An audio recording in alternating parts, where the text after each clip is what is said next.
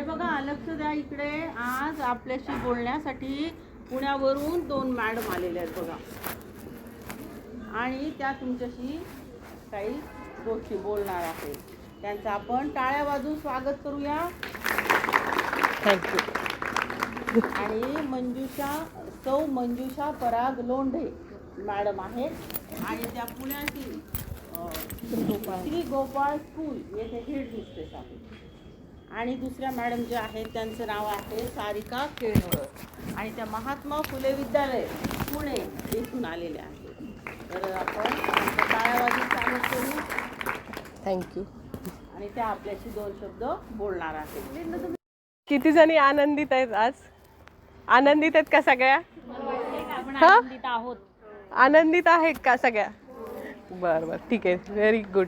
कारण आनंदित असणं हेच आपल्या जीवनाचं मोठं कौशल्य आहे. कारण निराशा आपल्या जीवनात अनेक लोक तुम्ही बघता जगात सगळे निराशेने भरलेत. कुणाला भविष्याचं काळजी, तुम्हाला पण आता भविष्य आपलं कसं होईल, काय होईल, अशा सगळ्या गोष्टींचं तुम्हाला थोडंसं दडपण आहे. लग्न कुणाशी होईल, नंतर मग पुढं शिक्षण झाल्यावर जॉब मिळेल कसा काय, अशा भरपूर गोष्टींबद्दल तुम्ही विचारत आहात. तर आता तुम्ही जे शिक्षण घेता ते खूप चांगलं आहे. शिक्षण घेता, त्याच्यानंतर मग तुम्हाला जॉब तुम्ही सर्च करणार, जॉब मिळेल. पण ह्या सर्वांच्या बरोबर एक म्हणजे आपण ज्यावेळेस ह्या जगामध्ये वावरतो तर देव आहे असं कुणाला विश्वास आहे? देव आहे, हात वर करा मग. Very good. तर देव जगात आहे म्हणून आज आपण जिवंत आहोत, आणि देव आपल्याला आपली काळजी घेतो, आपलं संरक्षण करतो, आपल्याला अपघातापासून वाचवतो, अनेक गोष्टी देव करतो आपल्या जीवनात. तर ह्या अशा गोष्टींच्या मागे म्हणजे म्हणजे देवाला मानते, जिवंत देव आहे तो. तर देव जिवंत आहे. देव असा कुठल्याही ह्याच्यामध्ये नाही आहे कुठं की ह्या मंदिरातच देव आहे आणि तिथंच तो थांबलेला आहे, असं नाही. तर देव प्रत्येक ठिकाणी आहे आणि तो आपल्यासोबत असतो. तर त्याच देवाबद्दल मी थोडीशी तुम्हाला माहिती देते की सगळ्यात पहिलं फक्त एक 10 मिनटंच फक्त मला द्या. सगळ्यात पहिलं जगात काहीच नव्हतं, फक्त पाणी होतं, आणि त्यावेळेस देवाचा पवित्र आत्मा, जो एकच खरा देव जिवंत आहे, तो देवाने सगळ्या पृथ्वीची निर्मिती केली. आणि पृथ्वीची निर्मिती केल्यावर त्याला असं वाटलं की पृथ्वी, आकाश, समुद्र, तारे सगळं निर्माण केलं. आणि नंतर त्याला वाटलं 6व्या दिवशी की त्याला वाटलं की माणूस तयार करावा, आणि मग त्यांनी माणूस आदाम आणि हवा अशी निर्माण केली. आणि त्याच्यानंतर त्यांनी त्या 2 माणसांना एकच गोष्ट सांगितली होती की तुम्ही ह्या मधल्या झाडाचं फळ खाऊन आणलं तर तुम्ही विशेष करून मरताल. म्हणजे काय, ते खरोखर मरणार नव्हते, आध्यात्मिक मरण होणार होतं, म्हणजे ते देवापासून सेपरेट होणार होते. तर मग अशा प्रकारे त्यांना एकच आज्ञा दिलेली. पण ह्या आदाम आणि हवेनी काय केलेलं होतं की ते फळ खाल्लं. सैतानाने त्यांना भुलवलं आणि ते फळ त्यांनी खाल्लं. आणि मग हा सैतान कोण आहे, तुम्हाला तो पण प्रश्न असेल की सैतान हा आहे की स्वर्गामध्ये जेव्हा देवानी पृथ्वी निर्माण केली त्याच्या आधी स्वर्गामध्ये फक्त देव, त्याचा मुलगा प्रभू येशू ख्रिस्त आणि सगळे देवदूत आणि पवित्र आत्मा असे होते. तर मग तिथं देवाने काय केलं होतं, स्वर्गात कंटिन्यू देवाच्या नावाची स्तुती चालू असते. स्तुती म्हणजे सगळे देवाला वर्शिप करतात की देवा तू चांगला आहेस, तुझी दया सनातन आहे, तू अविनाशी आहेत, अशा सगळ्या चांगल्या चांगल्या शब्दांनी ते देवदूत देवाची स्तुती करायचे. तर त्यातला एक देवदूत जो होता त्याचं नाव होतं लुसिफर.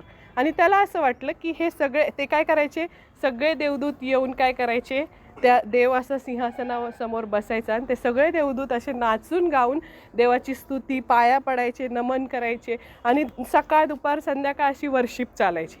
मग त्या एका देवदूताला वाटलं की आपण देवासारखं का नाही व्हायला पाहिजे, आपण जर देवासारखं झालो तर सगळे देवदूत आपल्याही पाया पडतील, आपल्याला तसा मान पाहिजे. म्हणजे त्याला एक तर त्याच्यात थोडासा पोझिशनचा तो बॉस होता त्यांचा, म्हणजे हजारांवर एक असं केलेलं. तर मग त्याला असं वाटलं की आपण का नाही तसं व्हावं. मग त्यांनी काय केलं की त्यांनी काय थोडे देवदूतांना भुलवायला सुरुवात केली. आणि भुलवायला सुरुवात केली. त्यांनी देवाची स्तुती करू नका, हळूहळू सगळ्यांना जाऊन सांगितलं की देवाची स्तुती करू नका, माझी वर्शिप करा, माझ्या साईडला या. असं करून त्यांनी अर्धे साईडला त्यांना देवापासून डिस्ट्रॅक्ट केलं. आणि मग त्या देवाला ज्या वेळेस कळलं की हा देवदूत असा असा करतोय आणि ह्याने एवढ्या देवदूतांना भुलवलंय, मग त्यामुळे देवाने काय केलं, वरून स्वर्गातून त्या जे देवापासून लांब झालेले लुसिफरच्या मागं लागलेले जे देवदूत आहेत त्यांना वरून खाली फेकलं आणि त्यांचा झाला सैतान. मग आज जगामध्ये तो जो सैतान आहे त्यांनी सैतानाने एकच फक्त हे ठेवलेलं आहे, त्याचं ध्येय ठेवले की का देवाने एवढा मोठा अपमान केला, वर एवढं स्वर्गामध्ये इतकं मोठं एकदम हाय लेवलचं स्थान होतं, त्याचं बॉस होता तो हजारो देवदूतांवर, आणि त्याला वरून खाली फेकून झालं. म्हणजे किती मोठा इन्सल्ट झाला की मला बदला घ्यायचा आहे, मला आता इथं देवाचं जे काही कार्य ते मला मोडून पाडायचं. मग तो जेव्हा खाली आला त्याचा सैतान झाला. आणि त्यानंतर ज्या गोष्टी घडल्या ते नंतर मग आदाम हवाईला जे फळ खाऊ नको म्हटलं, तर त्या सैतानाने येऊन त्या स्त्रीला बोलवलं की ते फळ खाऊन तर बघ तू कसं आहे, खाल्लं तर काय तू देवासारखी होशील, असं होईल तसं होईल. खूप भुलवलं, गोड गोड बोलून तिने पण खाल्लं आणि तिच्या नवऱ्याने पण खाल्लं.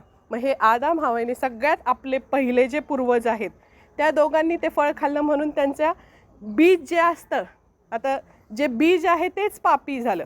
म्हणजे आता सैतानाची योजना जी आहे ती त्या ठिकाणी यशस्वी झाली. त्याला काय करायचं होतं, देवापासून सगळ्या माणसांना काय करायचं होतं, तोडायचं होतं, आणि त्यांनी ती गोष्ट सफल केली. मग पूर्वीच्या, आता 5 मिनिटात सांगते की मग पूर्वीच्या काळी जर आपल्याकडून एखादं पाप व्हायचं तर त्यावेळेस तिथं बकरा, कोंबडी, कबूतर असं त्याचं रक्त ते कापायचे आणि ते देवाला वाहायचे आणि त्याद्वारे त्यांच्या पापांची क्षमा होत होती. मग नंतर देवाला खूप वाईट वाटलं की आता मी ही तयार केलेली जे आदाम आणि हवा आहेत त्या संपूर्ण जगाचा नाश होणार आहे, आणि नाश होणार आहे तर आता ही सगळे नाश होऊन ते नरकात जाणार आहे. तर देवाचं प्रचंड प्रेम आहे आपल्यावर, देवाचा आत्मा आपल्यामध्ये घातलेला आहे. त्यामुळं देवानी एक प्लॅन केला की त्यांनी त्या स्वर्गातच जो एकच त्याचा मुलगा त्याच्या जवळ असतो, प्रभू येशू ख्रिस्त, त्याला स्वर्गातच सांगितलं तो सोन्याच्या रस्त्यावरून चालतो. तो स्वर्गातले रस्ते तुम्हाला माहीत नाही, तुम्ही बघा यूट्यूबवर, मी तुम्हाला सांगेल, तुम्ही पण आता इंटरनेटचा जमाना आहे, तुम्ही सगळं विचार करून खरं खोटं सगळं बघू शकता. सगळं तुम्हाला जर त्या गोष्टी पटल्या तर तुम्ही त्या स्वीकारता. तर मग तो सोन्याच्या रस्त्यांवरून चालणारा प्रभू येशू ख्रिस्त, त्याला परमेश्वर पित्याने असं सांगितलं की तू खाली जा, आणि खाली जाऊन ह्या संपूर्ण मानवजातीचा पापामुळं सैतानाचं जे फळ खाल्लंय, पापाचं बीज त्यांच्यात आले आणि त्यांचा नाश होणार आहे, आणि त्या नाशापासून त्यांना वाटतं पवित्र माणसाचं रक्त मला अर्पण करायचं. मग त्यासाठी तू खाली जायचं आणि त्यांच्यातलं व्हायचं. जर त्यांच्यातला झाला नाही, तू देव बनून डायरेक्ट तिथं आला तर तुला तसं होणार नाही. तू त्यांच्यातला एक माणूस बनून जा आणि मग तुझं रक्त अर्पण कर, आणि त्या रक्त मी घेईल आणि त्या रक्ताद्वारे मी संपूर्ण जगाचं पापांपासून तारण करणारे, मुक्ती मिळणार. आणि मग त्यांनी तसं केलं की कुमारी मरिया हिचं स्त्री आणि पुरुषाबरोबर कुठलाही संबंध आलेला नव्हता, म्हणजे तसंच तिला बाळ झालं. म्हणजे पवित्र आत्मा जो देवाचा आहे तो डायरेक्ट तिच्या पोटात गेला आणि त्या पवित्र आत्म्याद्वारे ते येशू ख्रिस्ताचा जन्म झाला. पुरुषाचा कुठलाही संबंध आलेला नाही.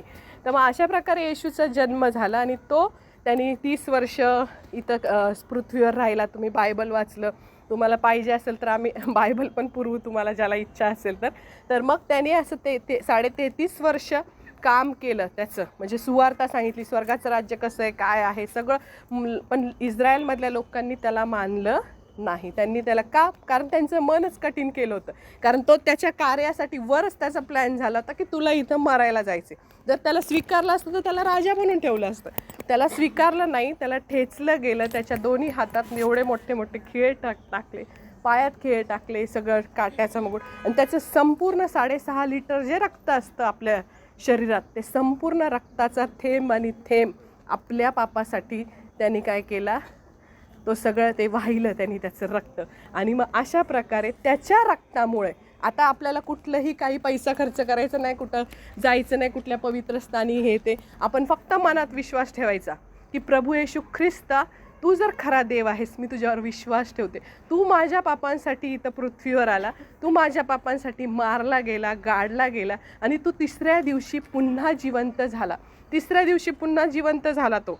असं नाही की तो मेला आणि मेलाच, असं नाही. ते देवाची योजनाच होती, पहिल्यापासून सांगितलेलं बायबलमध्ये सगळं डिटेल लिहिलं. आता तुम्हाला जर तुमच्या पंजोबांच्या वडिलांचं नाव विचारलं सांगता येईल, पण बायबलमध्ये असं लिहिलेलं आहे की जवळजवळ 76 आदामापासून, जो पहिला जो आहे ना आदाम, त्याच्यापासून येशू ख्रिस्तापर्यंत ह्याचा मुलगा हा, ह्याचा मुलगा हा, ह्याचा मुलगा ह्याचा, असं एवढं क्लिअर आहे. आजपर्यंत कुठल्या ग्रंथात एवढं क्लिअर आहे ते तुम्ही तावून सुलाखून सगळं बघा, यूट्यूबवर बघा, इंटरनेटवर सर्च करा. तुम्हाला जर ते वाटलं आणि खऱ्या मनाने तुम्ही प्रार्थना करा की हे देवा, तू जर जिवंत असशील, माझी भेट घे एक दिवस. तू घेतो देव भेट.